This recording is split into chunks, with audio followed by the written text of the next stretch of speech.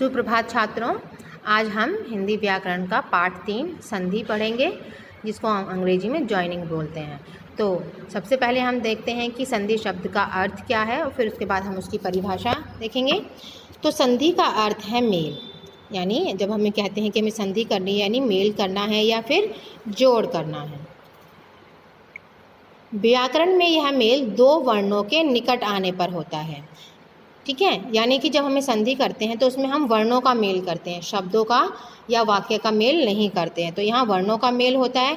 तो जहाँ दो वर्णों का मेल हो, यानी दो वर्ण निकट आने के कारण एक दूसरे से मेल करते हों, तो वहाँ पर वो संधि कहलाती। जैसे देव आलय देवालय, लोक उक्ति लोकोक्ति, महर्षि महर्षि, सच्चरित सच्चरित, प्रत्येक प्रत्येक। तो उपरोक्त उदाहरणों में पहले शब्द के अंतिम वर्ण और दूसरे शब्द के पहले वर्ण के मेल में से परिवर्तन आ गया है, ठीक है। मेल से परिवर्तन आ गया है। व्याकरण में यही परिवर्तन क्या कहलाता है? संधि कहलाता है। आप यहाँ पर देखिए अंतिम वर्ण से क्या मतलब है कि जो पहला शब्द है देव, देव व में अ की ध्वनि आ रही है, ठीक है। और दूसरे वर्ण की पहली, तो दूसरे वर्ण की पहली ध्वनि क्या है? आ। तो अ और आ को जब हमने इसका मेल किया तो वो आ बन गया। तो आ की जगह क्या आ जाएगा? हाँ, तो ये जो है देव आल्य क्या बन जाएगा? देव की जगह वो आ, यानी दीर्घ रूप हो जाएगा, तो बन जाएगा देवालय। ऐसे ही हम इनके नियम पढ़ेंगे कि कौन सी संधि के क्या नियम हैं और किस तरह से वर्णों में आपस में मेल होता है। तो अब देखते हैं, परिभाषा देखते हैं। दो वर्णों के मेल से उत्पन्न विकार को हम संधि कहते हैं, यानी दो वर्णों के मेल से उत्पन्न विकार को या परिवर्तन को हम संधि कहते हैं। संधि विच्छेद, संधि द्वारा मिले वर्णों को अलग अलग करके फिर से पहली अवस्था में लाने की प्रक्रिया को हम संधि विच्छेद कहते हैं। यानी पहले तो हम संधि करते हैं, ठीक है। जैसे कि हमने यहाँ संधि की, देव और आल्य की संधि की, तो ये हो गया संधि। लेकिन जब हमने देवालय को फिर दोबारा से तोड़ दिया, यानी इसको हमें तोड़ना है, तो क्या बन गया? देव और आल्य। तो इसका मतलब है देवालय का विच्छेद है। ऐसे देखिए, विद्यालय, अगर हम विद्यालय को तोड़ते हैं, विच्छेद करते हैं, अलग अलग करते हैं, तो क्या बनेगा विद्यालय का? विद्या और आल्य। भानुदय भानु और उदय, न्यायालय न्याय और आल्य, गंगेश्वर गंगा और ईश्वर। ऐसे हिमालय हिम और आल्य, परोपकार पर और उपकार, शरणागत शरण और आगत, सहानुभूति सह और अनुभूति। अब देखिए यहाँ पे क्या विशेषता बताई गई है। संधि अथवा संधि करते समय हमें जो बातें ध्यान में रखनी है वो ये है कि जब भी हम कोई संधि करते हैं या फिर संधि विच्छेद करते हैं, तो वहाँ का प्रत्येक जो शब्द होगा वो सार्थक होना चाहिए। यानी जैसे कि हमने यहाँ पे किया है, तो यहाँ विद्यालय के हमने संधि विच्छेद किया है, तो यहाँ प्रत्येक शब्द है उसका अपना एक स्वतंत्र अर्थ है, विद्या का भी अर्थ है और आल्य का भी अर्थ है। तो ऐसे ही संधि में एक सार्थक शब्द की रचना होनी चाहिए। संधि विच्छेद में शब्द दो सार्थक खंडों में विभाजित होना चाहिए। हम ऐसे ही नहीं कर देंगे कि ही माल्य है तो ही और माल्य कर देंगे, तो इन दोनों के कोई अर्थ ही नहीं रहेंगे। तो जब भी हम इनका संधि विच्छेद करते हैं तो उनके अर्थ जरूर होने चाहिए, दोनों ही पदों के। अब यहाँ देखते हैं संधि के कितने भेद होते हैं। तो संधि के 3 भेद होते हैं: स्वर संधि,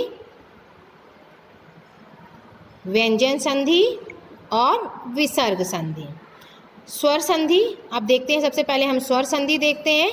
तो यहाँ पे स्वर संधि है, उसके भी भेद होते हैं। अगर आपसे प्रश्न दो तरह से पूछा जा सकता है कि संधि के कितने भेद होते हैं। अगर सीधा सीधा प्रश्न पूछा जाए संधि के कितने भेद होते हैं, तो आप बता सकते हो 3 भेद होते हैं। लेकिन अगर स्वर संधि के भेद पूछे जाएँ तो स्वर संधि के 5 भेद होते हैं, जो हम आगे पढ़ेंगे। तो स्वर संधि देखते हैं सबसे पहले। तो स्वरों का स्वरों के साथ मेल होने पर जो विकार या जो परिवर्तन होता है उसे हम स्वर संधि कहते हैं। जैसे सूर्य उदय तो सूर्योदय, चिकित्सालय चिकित्सालय आदि। अब स्वर संधि के भेद, स्वर संधि के 5 भेद होते हैं: दीर्घ संधि, गुण संधि, वृद्धि संधि, यण संधि और अयादि संधि। तो हम सबसे पहले इसमें पढ़ेंगे हम दीर्घ संधि, ठीक है। तो दीर्घ संधि की क्या विशेषताएं हैं वो देखते हैं। जब ह्रस्व या दीर्घ अ ई उ के बाद क्रमशः ह्रस्व या दीर्घ अ उ ओ स्वर आए तो दोनों के मेल से क्रमशः आ ई ओ और उ बन जाते हैं। कहने का क्या मतलब है कि हमने जब हमारा पाठ 2 चल रहा था वर्ण विचार, उसमें हमने ह्रस्व और दीर्घ स्वर पढ़े थे।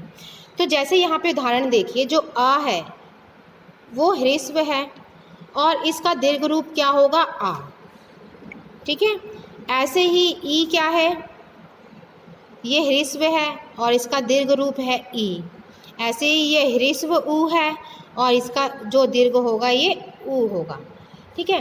तो जब कोई भी आ हो या ई हो या उ हो, इनके बाद कोई भी दीर्घ आ लग जाए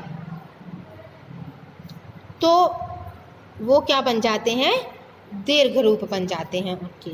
चाहे आ और आ को जोड़ेंगे तो भी आ बनेगा, आ और आ को जोड़ेंगे तो भी आ बनेगा, आ और अ को जोड़ेंगे तो भी आ बनेगा, और दोनों दीर्घ रूप को जोड़ेंगे तो भी वो दीर्घ आ ही बनेगा। अब यहाँ उदाहरण देखते हैं, जैसे दीप अवली तो दीपावली। तो यहाँ दीप प आप बोलेंगे दीप प में अ की ध्वनि निकल रही है और अवली में भी अ की, तो अ और आ मिलकर क्या हो गया? आ। तो यहाँ देखिए जहाँ पे संधि किन की हुई है? प और अ की। तो प क्या बन गया? दीर्घ रूप। प का दीर्घ रूप क्या बनेगा? आ, दीपावली। फिर है मूल्यांकन तो मूल्यांकन, भावार्थ भावार्थ, ऐसे ही पूर्णांक पूर्णांक, पर अधीन पराधीन, मतः अनुसार मतानुसार। अब अ और आ को करेंगे तो भी इसका दीर्घ रूप बनेगा। तो शिव और आल्य शिवाल्य, गज आनन गजानन, पुण्य आत्मा पुण्यात्मा। ऐसे ही धर्म आत्मा धर्मात्मा, रत्न आकार रत्नाकार, छत्र आवास छात्रावास। अब दीर्घ आ है और इसमें ह्रस्व आ है, अगर दोनों को ही हम मिलाएंगे तो भी वो दीर्घ आ ही होगा। से विद्या और अर्थी विद्यार्थी, यथा अर्थ यथार्थ, सेवा अर्थ सेवार्थ, दीक्षांत दीक्षांत, रेखांश रेखांश, रेखांकन रेखांकन। अब यहाँ दोनों दीर्घ रूप है तो भी दीर्घ ही रहेगा ये। दया आनंद दयानंद, वार्ता आलाप वार्तालाप, दया आज्ञा दयाज्ञा, मुनीन्द्र मुनीन्द्र। हाँ, कारावास यानी कारावास। अब देखिए यहाँ पे हमने अ का दीर्घ रूप पढ़ लिया है, अब हम ई का दीर्घ रूप पढ़ेंगे। ठीक है। तो ई के दीर्घ रूप में भी हम क्या देखेंगे कि अगर ह्रस्व ई है तो वो दीर्घ ई हो जाएगी। जैसे कवि इंद्र, यहाँ देखिए जो कवि है उस पर छोटे की मात्रा आई है, लेकिन जब हम इसका संधि करेंगे तो इस पर देखिए बड़ी की आ गई, यानी दीर्घ ई बन गया। कविंद्र, रवि इंद्र रविंद्र, कपि ईश कपीश, परि ईश परीक्षा, परीक्षा यानी परीक्षा। ऐसे ही अभीष्ट अभीष्ट, मुनि इंद्र मुनीन्द्र, रवि ईश रवीश, प्रतीक्षा प्रतीक्षा।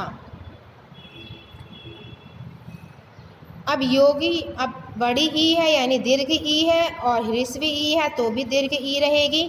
तो योगी इंद्र योगींद्र, शची इंद्र शचींद्र, नारी इष्ट नारीष्ट, पत्नी इच्छा पत्नी इच्छा। अब दीर्घ है दोनों तो भी दीर्घ ई रहेगी। तो सती ईश सतीश, रजनी ईश रजनीश, नारीश्वर नारीश्वर, नदी ईश नदीश। अब ह्रस्व ऊ है, दोनों ह्रस्व ऊ हैं, लेकिन ये दीर्घ ऊ हो जाएंगे जब हम इनका संधि विच्छेद करेंगे।